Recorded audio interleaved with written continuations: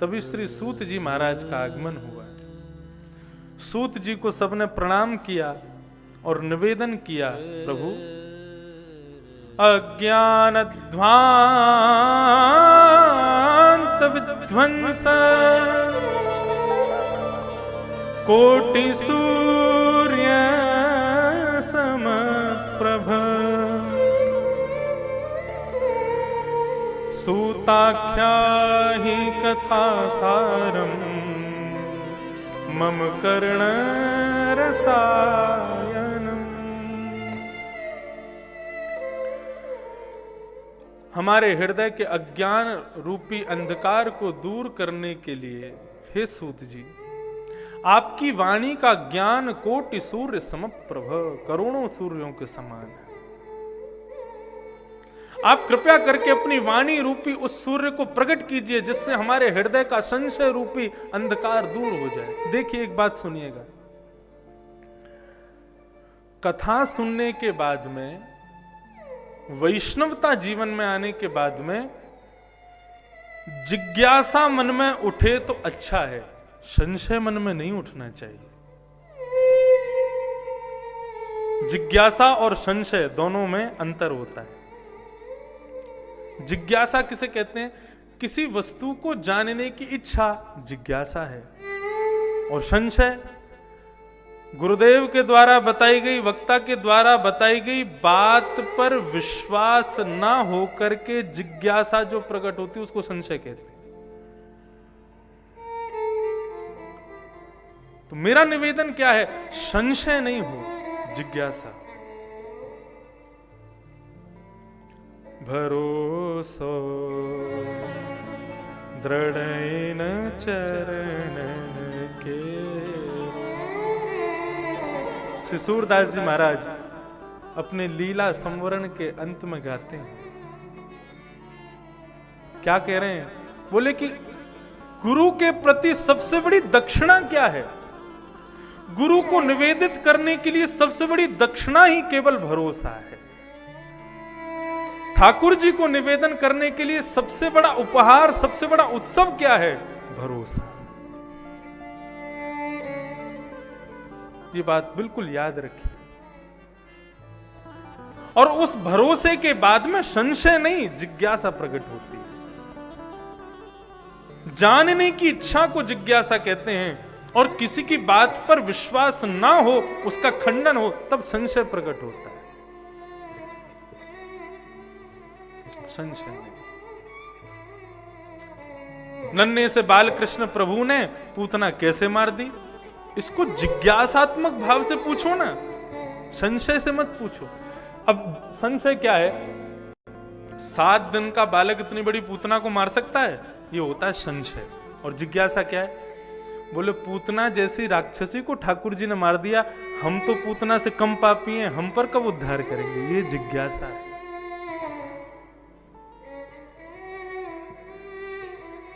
सुदामा पर ठाकुर जी ने कृपा कर दी, हम पर कब कृपा करेंगे? ये जिज्ञासा है, ये संशय नहीं है। संशय मतलब ठाकुर जी की लीला पर आप क्वेश्चन मार्क लगा रहे हो कि ऐसा कैसे? नहीं, उन्होंने जो किया सब पर विश्वास करो। भरोसो दृढ़ चरणन के। श्री वल्लभ नख चंद्र छटा बिन सब जग माझि अंधेरो। भरोसो दृढ़ चरणन के। साधन और नाही आकले में, साधन और नाही आकले। जासो होत निवेरो सूर कहा कहे दुविध आधरो।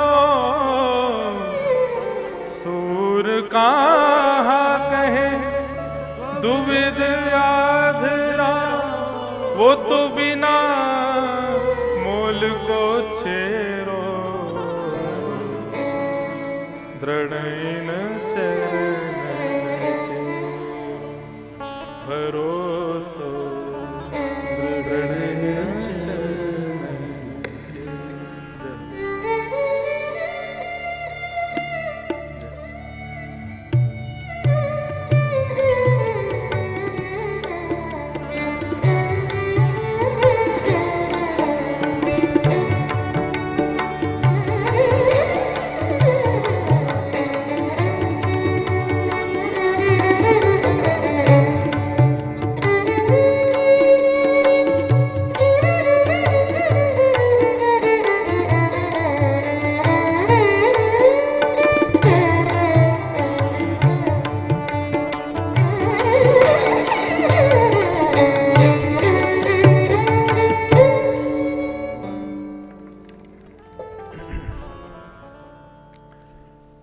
भरोसो दृढ़ इन चरणन केरो।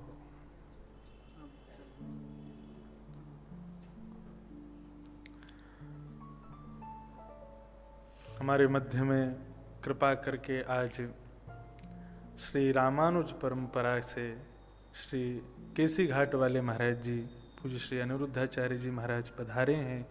श्री चरणों में बारंबार प्रणाम। तो मैं निवेदन क्या कर रहा था? भरोसा। ठाकुर जी की लीला पर संशय नहीं, जिज्ञासा। साधन और ना ही या कली में ठाकुर जी को पाने के मतलब पद का अपने अंग से भाव बता रहा हूं, आप लोग समझिए। सूरदास जी महाराज कह रहे हैं भरोसे के अलावा इस संसार में दूसरा कोई साधन है ही नहीं ठाकुर जी को पाने का। ये उत्सव भी, ये कथा भी, ये लीलाएं भी, ये सब भी तभी सार्थक होंगी जब भरोसा दृढ़ होगा हृदय में ठाकुर जी के प्रति। उत्सव के लिए मन बनाया, मन में आया कि भाई नाथद्वारा में तो इतने सारे मनोरथी थे, इतने वैष्णव जन थे, सब लोगों की सहायता से उत्सव बढ़िया से हो गया। अब हम अकेले कैसे करें?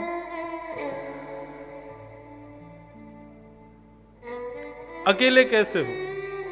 और कोरोना काल निकल करके गया है सबकी। इस बार गांधी जी की कृपा कम हुई है सबके ऊपर। गांधी जी समझ रहे हैं ना, जेबों में सबके गांधी जी विराज रहे हैं, इस बार कम है थोड़े। अब हमारे लिए गांधी जी नहीं, हमारी लक्ष्मी जी हैं वो। तो कृपा तो उनकी मतलब हुई, लेकिन थोड़ी कमी थी। तो फिर सोचे क्या करें, कैसे करें, उत्सव कैसे करें। तो बंधुओं, सिद्धांत का नियम क्या है? वो ठाकुर जी के हवाले छोड़ दो। विश्वास का तात्पर्य तो यही है, उन पर छोड़ दो। आप कराओ कैसे कराना है। नरसिंह मेहता, उनके पुत्र, एक ही पुत्र थे। जूनागढ़ के बहुत बड़े सेठ जी, उन्होंने अपने एक पुरोहित जी को भेजा कि हमारी बेटी के लिए बढ़िया रिश्ता ढूंढ के लाओ। तो पुरोहित जी जब वर ढूंढने के लिए गए तो उन्होंने नरसिंह मेहता के बेटा को देखा तो सर्वगुण संपन्न जान करके उसी का ही तिलक कर दिया। पहले तो ऐसे ही ब्याह हो जाते थे, आजकल तो पूछना पड़ता है आप राजी हैं कि नहीं, ये सब बातें होती हैं। और बढ़िया पूछना ही चाहिए। तो कर दिया, उसका तिलक कर दिया। अब लौट करके आए तो आकर के पूछा भाई कौन है, कैसे हैं, सब बताया। नरसिंह मेहता बेचारे विपन्न थे, कोई इतने श्रेष्ठ उन धनवान तो थे नहीं। तो उस नगर सेठ ने कहा, बोले महाराज मेरी बेटी के लिए आपने वर योग्य नहीं ढूंढा, आप दूसरा ढूंढ के लाओ, कोई और ढूंढ के लाओ। पुरोहित जी ने कह दिया अपना अंगूठा कटवा दूंगा जिससे तिलक किया है, लेकिन वर दूसरे को तिलक नहीं करूंगा। तुमको करना है तो तुम कराओ, मैंने तो वही चयन किया है तुम्हारी बेटी के लिए। लेकिन अब लोगों ने आकर के उल्टा सीधा कहा, बोले नरसिंह मेहता तो ऐसे हैं, तुम्हारा तो कोई स्टैंडर्ड ही नहीं है, तुम्हारे लेवल के तो है ही नहीं, उनसे ब्याह करोगे अपनी बेटी का नाक कट जाएगी तुम्हारी, क्या करें।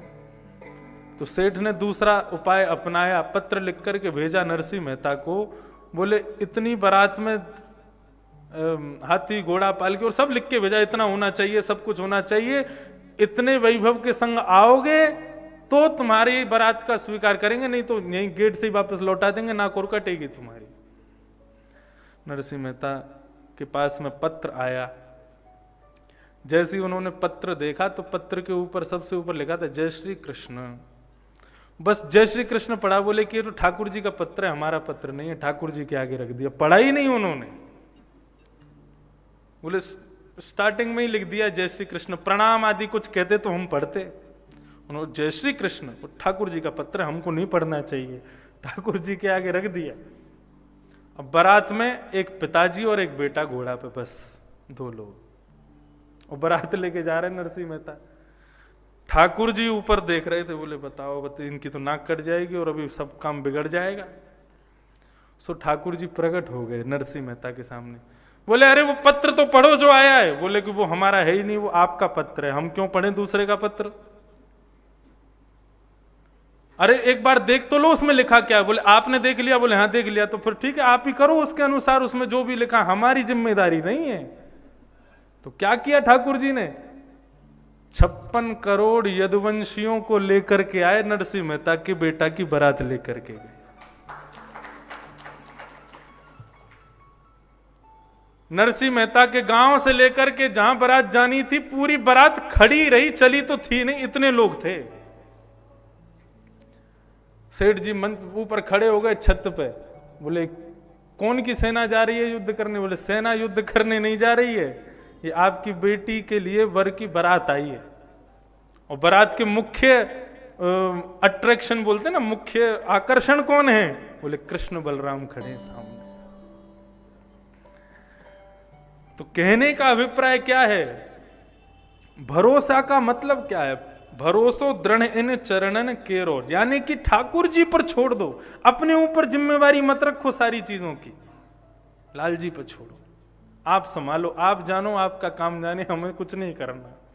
ऐसे ही इस उत्सव का भी यही नियम रखा, ठाकुर जी पे छोड़ दिया, अब आप ही देखो कैसे होगा, क्या होगा, कितने लोग आएंगे। सच बता रहे हैं, हमने किसी को निमंत्रित नहीं किया, बस कुछ वैष्णव प्रेमी जनों को बस थोड़ा बहुत संकेत दिया कि भैया उत्सव है, सब लोग आओ। सब अपने आप पधार रहे हैं, पंढरपुर से वैष्णव आ रहे हैं, वहां से आ रहे हैं, हमने कि सब आओ। कोरोना कोरोना कुचला मिलेगा तुमको वृंदावन में, दिखेगा ही नहीं। सब ठाकुर जी व्यवस्था कर रहे हैं। यहाँ जितने व्यवस्था प्रमुख दिखे हैं आपको, उनको ये मत समझना ये पंडित जी हैं, ये वो हैं, ये वो हैं, सब ठाकुर जी गिरधरलाल जी रूप धारण करके सब व्यवस्था कर रहे हैं, सब उन्हीं के द्वारा हो रहा है। तो भरोसा